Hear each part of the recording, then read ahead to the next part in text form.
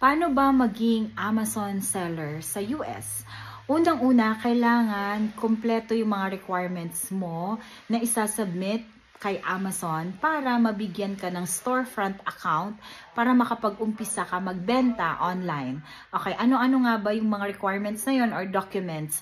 Una, meron ka dapat na driver's license or passport. Either of the two pwede yun. Driver's license or passport. Pangalawa, meron kang bank account. Kasi doon magdi-disburse ng payment si Amazon sa lahat ng nabenta mo. Okay? Pangatlo, meron kang credit card or debit card kasi dyan siya mag-charge ng monthly subscription fees para sa account mo. Dapat meron kang phone number kasi dyan mag-verify ng OTP number si Amazon for further verification.